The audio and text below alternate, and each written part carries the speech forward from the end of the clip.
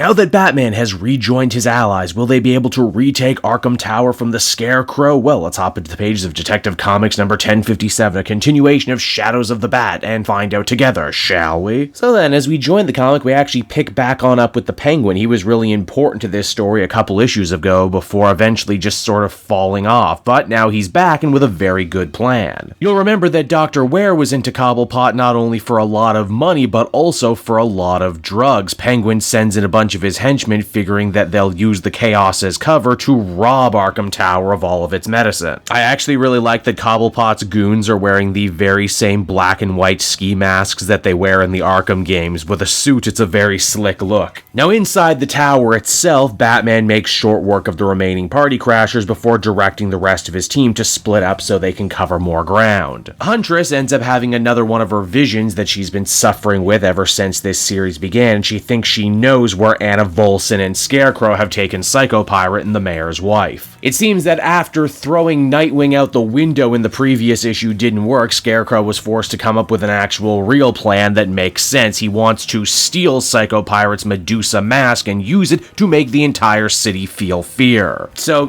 basically the same plan that he always has that never works. The Bat family makes short work of more of the goons and allows Tim Drake and Stephanie Brown to escape with all the other hostages and patients. Meaning now there's officially almost no collateral damage left to be had, and it's going to be just good guys versus bad guys from here on out. Believe it or not, it's actually Harley and a couple of the nurses that end up defending the drug stash. Some of the party crashers launch fear gas grenades into the room, only to have our hero saved by none other than Lady Clayface. Oh yeah, remember she was in the story when all of this began too? I guess she was also just kind of a patient at the hospital that we didn't see. She was hiding wherever Scarecrow was hiding this whole time. It's after that we actually get a very frightening little scene with Anna Volson, this series' brand new original villain. She put some fear into Psycho Pirate and Kayuki by basically telling us her origin story. Volson says that all her life men like Roger have been trying to control her, and that's why she turned to cutting and why she has all of those scissor scars. One day though, she just snapped completely and figured that she shouldn't be cutting herself, she should be cutting other people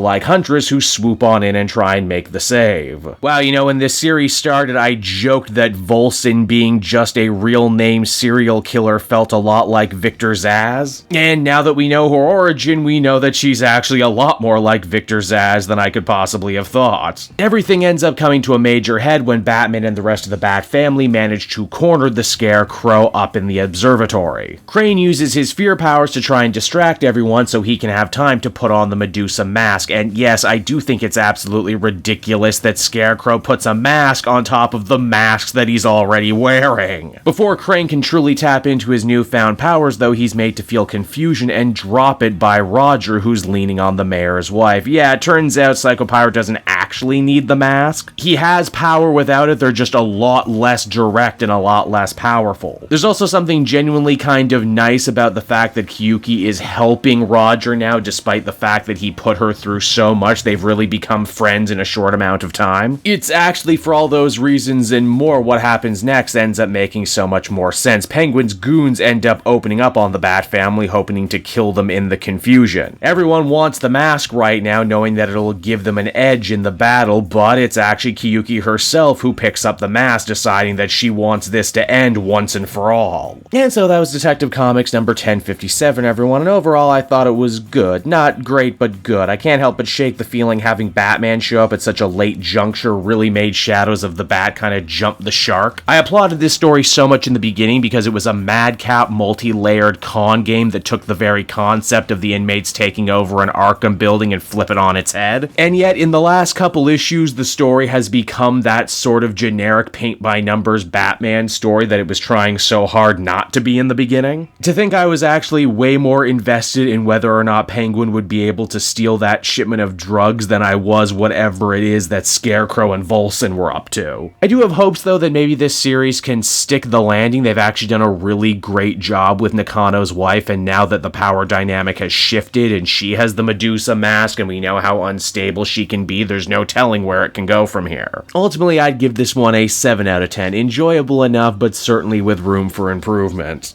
Hey there everyone, Kate Joel again, and I just want to thank you so much for watching to the end of the video. It means a lot to me. And hey, if you enjoyed the book I covered in this issue and want some comics of your own, might I recommend Book Depository? It's my #1 place for shopping for comic book trades. You get a great price, and if you use my link down in the description, you'll actually be helping me out at the same time. You get something, I get something, everybody wins, right? So until next time everyone, I've been Joel, and I will see you in the next video. Bye-bye.